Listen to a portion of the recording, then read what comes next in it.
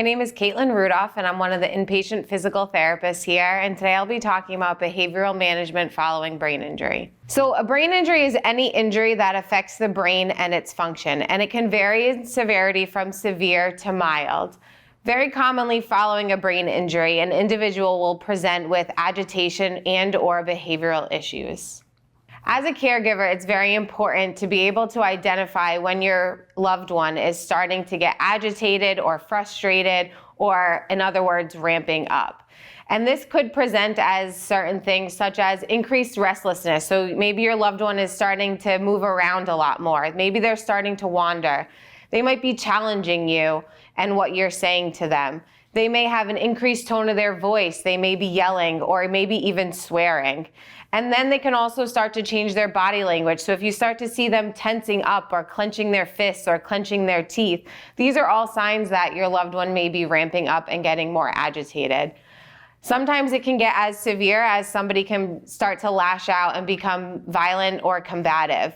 Of course, we'd want to prevent this from ultimately occurring and stop the process. And so it's really important as the caregiver to manage the behavioral issues that are occurring and to de-escalate the situation.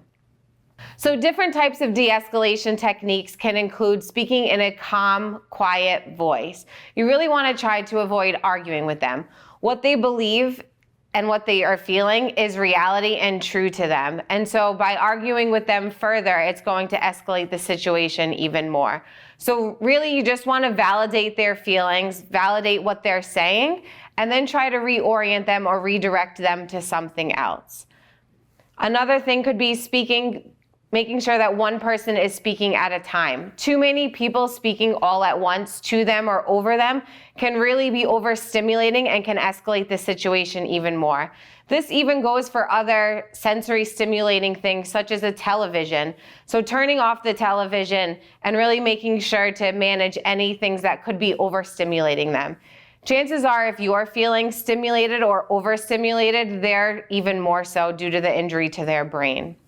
This can also include turning the lights off, as that can also be overstimulating to somebody following a brain injury.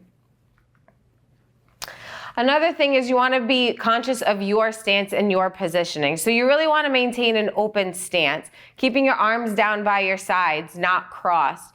Making sure to stand off to the side of them rather than directly in front of them or over them, as well as squatting down. So again, you're looking more at their eye level or with them as opposed to down over them, as this can be feeling as though it's challenging them or intimidating them.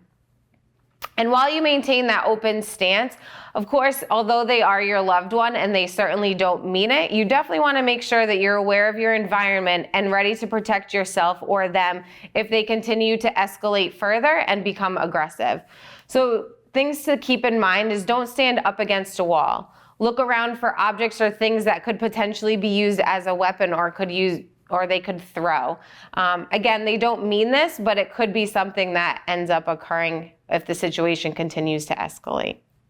Another de-escalation technique is switching out the person who's speaking to them. So at that time, you may just be that one person that is ramping them up and escalating the situation. Don't take it personally. If possible, just switch out with somebody else, as sometimes a new face and a new person can be enough to de-escalate the situation, as well as trying to redirect their attention to something else or changing the environment. Sometimes just a change of environment, such as going outside or into another room or going for a ride if it's safe or appropriate, again, can be a way to diffuse the situation and change things up. And so lastly, and most simply, just giving them some time, even just some downtime or some quiet time, walking away and leaving them to themselves so that they can diffuse on their own, as long as you're making sure that it's safe and appropriate for you to do so.